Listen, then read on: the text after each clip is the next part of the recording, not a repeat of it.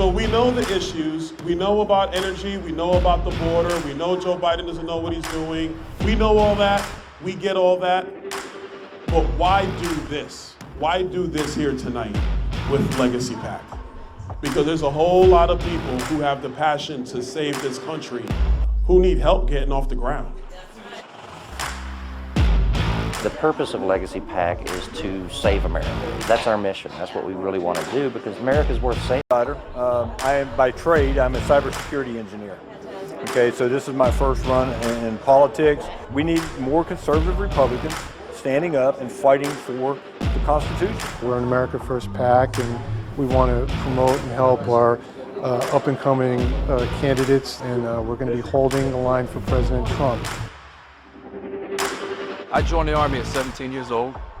My first day at my first unit, which was 25th Infantry, was September 10th, 2001. So the next day was 9/11. And I spent about a total of a decade between Iraq and Afghanistan in country. So my country means everything to me. When I realized that if people like myself who don't want to be politicians don't start stepping up and taking these seats, that nothing's going to change, then I said, okay, I'll do it. Who deserves to lead the people of this country more than those who serve this country? So I'm behind every one of them. So let's make sure we get more veterans into power. I'm all for it. Remember why you're involved. We have to make sure people remain humble and not engage in self-glorification. You are here for one reason, and that is to save the country. Period. End of story. And for those candidates who are looking uphill and wondering how, keep your head down, focus on the target, and outwork everybody. And I promise you, you're not gonna lose. You're either gonna win on election night or you change the game on election night. So God bless you guys. Thank you so much, Legacy PAC. Thank you, Legacy PAC.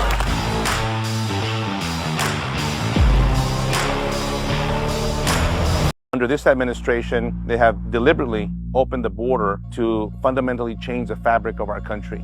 I'm Jared Craig with Legacy PAC.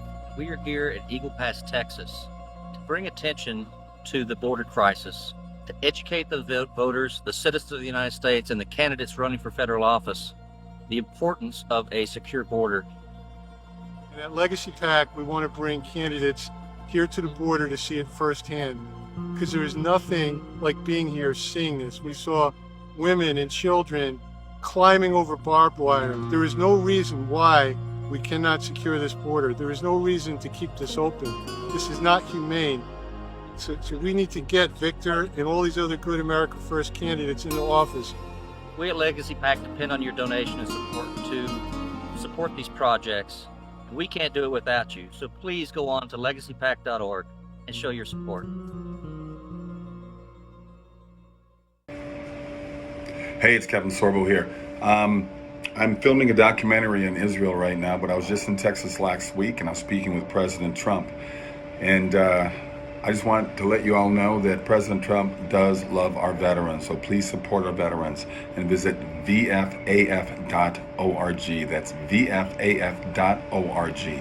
God bless. Thank you. Hi, Veterans for America First. It's Kellyanne Conway here in Palm Beach, Florida, saying thank you so much for being on the front lines of freedom. Keep up the great. Hey folks, it's John Rich here, Veterans for Trump, incredible organization. We love our vets.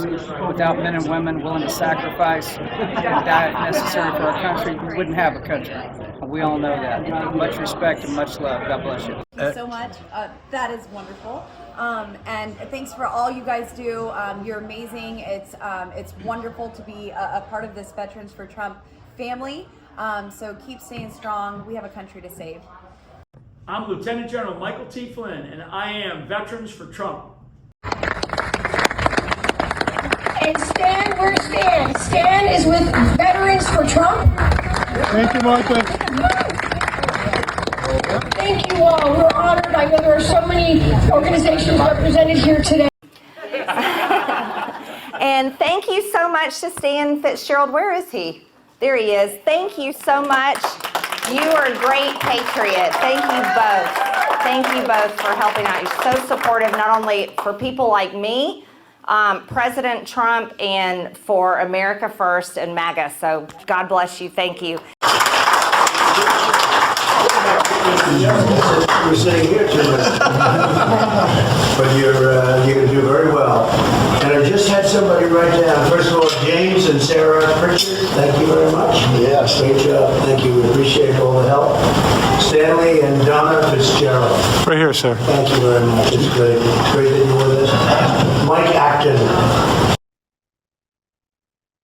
Hi, this is Stan Fitzgerald with Veterans for Trump, and I'm here with Dick Brewbaker, who's running for Congress in Alabama. How are you today, Dick? I'm doing great. It's a beautiful day in Alabama. It's great. Beautiful day here in Georgia as well.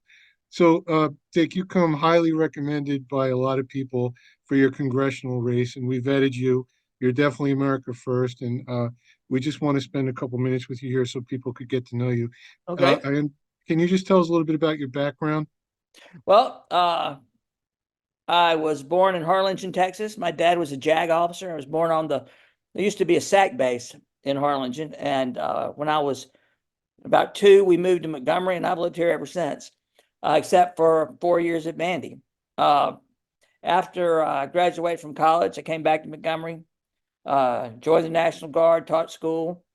And after 5 years of that, my father told me it was time that he needed help in the family business, which is a auto dealership.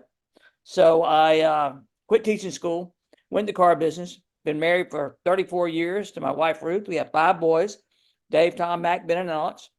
They're all doing very well. My oldest son is active duty with the 75th Ranger Regiment. I'm just so proud of my kids, I can't tell you. And I'm running for Congress because when I quit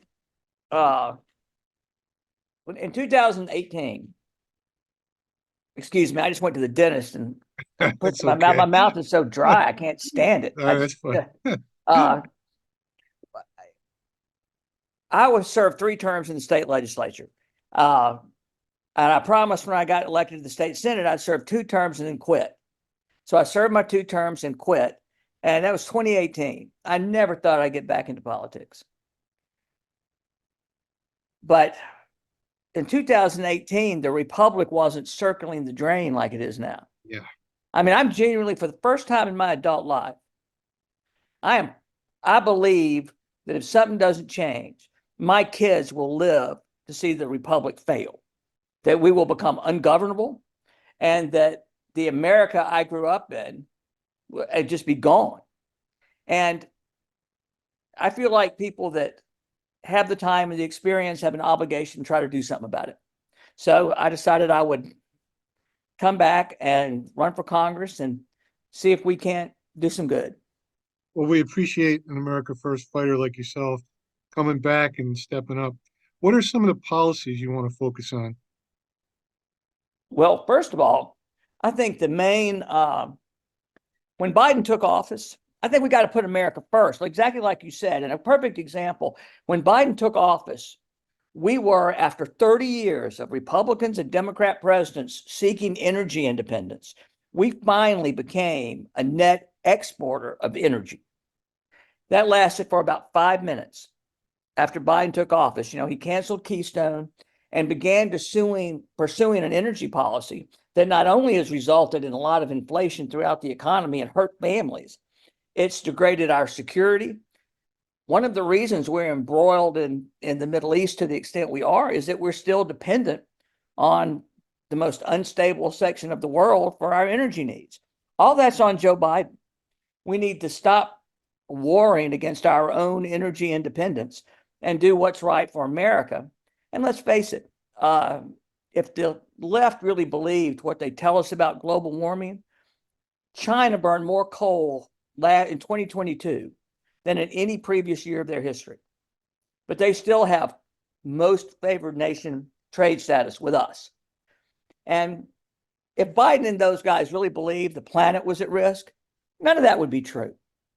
I think that we need congressmen who, whether it's on foreign policy, on energy policy, on government spending, would start thinking about the fact that there's another generation coming that needs to have an America to live in. And you can't have a functioning democracy when you got 400,000 non-citizens invading your country each month. And as a congressman, I would go to absolutely any lengths to secure the border. I mean, everything would be on the table, including cutting Mexico off. If we have to abolish NAFTA to get the Mexicans to take this seriously, I'd be willing to go that far. I would deploy the military if it, you know, all the president has to do is declare a national emergency, because frankly, we've been in a national emergency for at least 3 years on as far as the southern border goes. I mean, it's got to stop, and we're out of time. Well, I'm sure when President Trump wins and takes office, he's going to like your policies. Oh, believe me, I think he would. And but I'm sorry. Go ahead. I'm sorry. You know, I was just going to say, along that lines, the country's watching Banana Republic persecutions of the greatest president in our lifetime. What are your thoughts? I know you're backing Trump, but what are your thoughts about what's going on in this country in the weaponization of the DOJ? Well, it's not just the DOJ, it's the FBI. I'll say this for the Biden administration. He's the first president to successfully weaponize the institutions of government against political opponents. I mean, we criticize Putin, but we're just as bad now. I think that the Congress of the United States has an obligation, and through their power of the budget, they could force change at DOJ, at FBI, because you can't have a democracy where the party in power can disenfranchise its opponents. I mean, the reason I'm running in a new congressional district is because the Democrats didn't like the type of people Alabama was electing, so they redrew this district to elect a Democrat. But we're going to stick a thumb in their eye on. There you go. In November. Well, Dick, I can tell you that our board already voted unanimously to endorse you. So you have our national veterans group's full support and backing. Can you please tell people where they could find your website? Brewbakerforcongress.com. And it's easy to find. And if you email me, or there's a phone number on that site, I'll be happy to call anybody who wants to talk to me. Well, that's good to know, sir. And we appreciate you. Keep up the fight. And we'll have this on the website, not in the press, in a day or two. Well, thank you so much. And we're going to win this thing in November. Yes, you are. You take care now, sir. Thank you, sir. You're welcome. Bye-bye now.